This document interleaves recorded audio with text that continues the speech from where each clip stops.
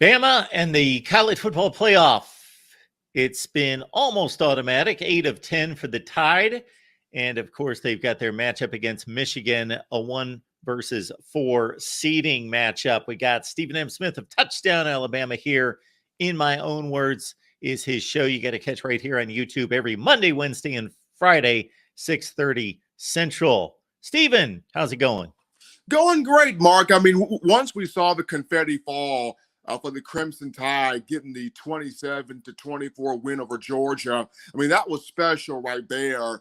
But then to wait the next day and you watch the committee deliberate and you're wondering, would the win against Georgia be enough? And you saw Bama slide in there at 4 in the college football playoff. I believe a lot of Alabama fans jumped off the rooftop because they finally figured out, it finally sunk in. Bama's back in the playoff after missing out on it in the 2022 campaign there. So it was phenomenal seeing the win over Georgia in the SEC championship game. But to watch the committee jump Bama from 8 to 4, put it right there at that 4 spot in the playoff. A lot of Bama Nation breathing easily, on Sunday. So, Stephen, where do you stand on this whole controversy with Florida State? It's crazy because 13-0, yes, undefeated, yes, but the injury to Jordan Travis hurts them. It really does, because this was a completely different team with Jordan Travis in there. It's not the same team with them out of there. I've been back-to-back weeks. You have a chance to get some major style points where the committee is concerned, whether it was a rivalry game against Florida, whether it was the ACC championship game against Louisville, and you couldn't really show the committee that you could pull away from either of those two teams. The conference where Clemson was not the dominant force this year that we known it to be. Miami was up and down. Nobody really in the ACC truly, I guess, challenged Florida State the way it could have. So while it hurts to see an undefeated team not in there, it hurts to see Jordan Travis, a phenomenal young man, have an injury that he knows if I don't get hurt, he couldn't control that. But if I don't get hurt, I have a chance to get my team in there. It's tough for Florida State, but this is how it failed. Yeah, so I'm on record. People can watch it elsewhere. I believe that Alabama is one of the 4 best teams in the country. However, I believe Florida State earned a spot. So again, we'll put that aside. All sorts of controversy and different angles, and I totally get both sides. All right, Stephen, how does the Michigan matchup hit you? You got 2 of the biggest traditional power brands in college football. You got the maize and blue, hail to the victors, and then you got the Alabama Crimson Tide. I mean, it doesn't get any better than this. At the Rose Bowl, the granddaddy of them all in California. I mean, this just gets you to a TV set. If nothing else does, this should. And it's incredible. You've got Jim Harbaugh, you got Nick Saban, and the Saban dynasty, where Alabama is concerned, it started in Pasadena, at the Rose Bowl, where Alabama took on Texas, the 2010 game, the 2009 season. So it's very fitting for this matchup to be in California at the Rose Bowl, where Coach Saban can reinsert himself by saying, I still run the sport. I haven't lost a step. I haven't lost my fire. I'm still the needle in terms of college football. But you look at him playing Michigan in the semifinal matchup at the Rose Bowl. I mean, this is going to be very, very good. I'm excited about this one. Stephen, of course, we've got 3 to 4 weeks to break down the matchup. We will do that with you as we get closer to the game. There has been so much attention placed on Jalen Milroe and his improvement. We have had that conversation a number of times, but taking it away from Jalen Milroe, because that's been the crux of everything's that's been talked about in regards to how this team has improved since the Texas loss and the South Florida performance. What else on this football team, when you look at the rest of the offense, when you look at the defense, has changed since the first few weeks of the season? Well, first and foremost, Mark, you got to look at the offensive line.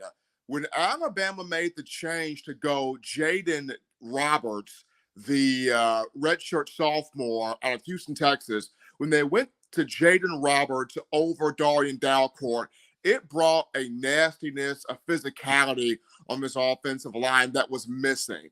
And no offense to Dalcourt, tremendous young man, great experience and leadership, but Roberts just gives you that mean toughness that you needed, that you were lacking. And since inserting that young man in, he's pancaking guys. Caden Proctor's grown up. You look at the right side with Tyler Booker and J.C. Latham, what they're doing. In the middle at center, Seth McLaughlin has cleaned up the snaps. He's gotten better. So I feel like the inserting of Jaden Roberts on the offensive line played a huge role in this team surge. And then Alabama secondary, the job of Caleb Downs, a freshman. I mean, very few true freshmen end up playing at Alabama and starting in a sense of, especially on defense, where your role defensively, you go out there, you excel, you have very minimal mental mistakes. And Caleb Downs is a special player. This kid, when you watch him, Mark, he makes every tackle by himself. You rarely see help in terms of him bringing somebody down. When he gets his hands on you, he is breaking down. He is form tackling you. He does it by himself. This man leads the team 64 solo tackles. 64. So the majority of his stops, it's just him and the other guy. And he's bringing the other guy to the turf. It's remarkable. This young man, 99 tackles in the season. Caleb Downs, one tackling away from being the first true freshman of the Nick Saban era at Alabama to 100 tackles, and the first safety of the Nick Saban era to 100 tackles. So Caleb Downs, just his maturity, his leadership, his IQ, his production and instinctiveness from a defensive perspective has been special. I mean, just the defensive front as a whole. Now, I know you don't have just this one name that takes over like Will Anderson that you had in the previous 2 years, but seeing Dallas Turner go out there and affect the quarterback, seeing Chris Braswell affect the quarterback, seeing Justin Aboigbe coming back for a 5th year and what he's meant to this team, seeing Tim Keenan and Tim Smith and Jaheim Otis, the defensive front as a whole. It may not be just that one guy, but everybody collectively buying into the mindset of Kevin Steele. See ball, get ball, play relentless, attack the opponent. Phenomenal. So I would look at the offensive line, the defensive secondary highlighted by Caleb Downs, the defensive front as a whole playing together. And then last but not least, this wide receiver room. I mean, Jermaine Burton gets a lot of the credit as he should, but Isaiah Bond, back-to-back weeks, has stepped up tremendously. You got Kobe Prentice who can give you something. You've got Kendrick Law that can give you something. Just a different receiver each week has stepped up. So this is a complete team body and effort. And what's notable about the offensive line, we saw it in display those final 3 minutes against Georgia, is that even though that was a close game, Georgia was right there in some respects. Bama took control of that game. They got a 2-score lead. Georgia responded. Bama grabbed the 2-score lead again. Georgia responded late, scored the touchdown with 3 minutes left.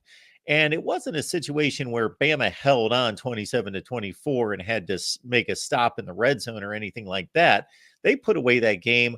Offensive line, Milroe gets the 30-yard run around the end. They also run it traditionally between the tackles, get the other first down. So the offensive line kind of was fitting based on what you're telling us about the offensive line growth and development, that they were the ones that rode the team home to that SEC win. Oh, absolutely. And this is an offensive line, Mark, that in the preseason they talked about being physical, take it to the opponent, making the opposing team quit. And early on, there were struggles. And early on, there were growing pains because these guys weren't necessarily gelling properly together. And when it got to the mid-season, and Eric Wolford, offensive line coach, made the move to Jaden Roberts, And when he made that move, a lot changed. You got Caden Proctor playing better. He grew up as a freshman. On the right side of the offensive line, J.C. Latham and Tyler Booker were already good, but it was just like when Jaden Roberts got in there, they kicked it up an extra level. Seth McLaughlin, already experienced, but he kicked it up an extra level. So this group knew in the preseason how good it could be, but it began to play to that level from the middle portion of the season throughout the rest of the year, especially in the SEC championship game. You got to give the defense credit here, Mark. Carson Beck should have been picked off 4 times. Alabama had 4 interceptions in that game. They just could not quite hang on to the ball and secure the turnover. But there were 4 times in that game. Christian Story had a shot at 1. Kool-Aid McKinstry had a shot at 1. Caleb Downs nearly brought one in. Just 4 picks that were right there that just couldn't quite be corralled. If you look at if those 4 would have came into fruition, how different the score could have really been.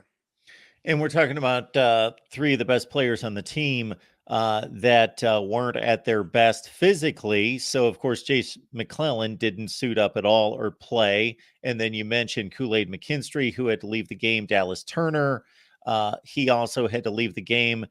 Just bring us up to date on their status.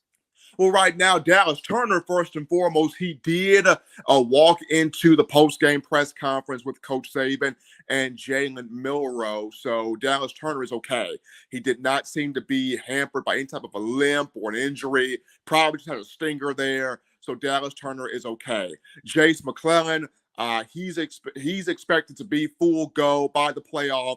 He did warm up in the SEC championship game and pregame. He did warm up. He did dress out. He did go through a couple of drills with the running backs. He didn't do everything, but he did do a few things. So that's a big positive there for Jace, who tweaked a foot injury in the prior week against Auburn in that incredible Iron Bowl that ended on 4th and 31, Jalen Milroe to Isaiah Bond. So Jace McClellan was able to get some work in. Pre-game warm-ups, did not play, precautionary reasons, but he will be good to go by the playoff. And then Kool-Aid McKinstry had a slight concussion in the SEC title game. He's in the team's concussion protocol, but it seems to be nothing too serious by the playoff. He should be good to go as well. But shout out to one Trey Amos, the transfer from Louisiana Lafayette, that stepped in replacement of McKinstry, had 2 to 3 pass breakups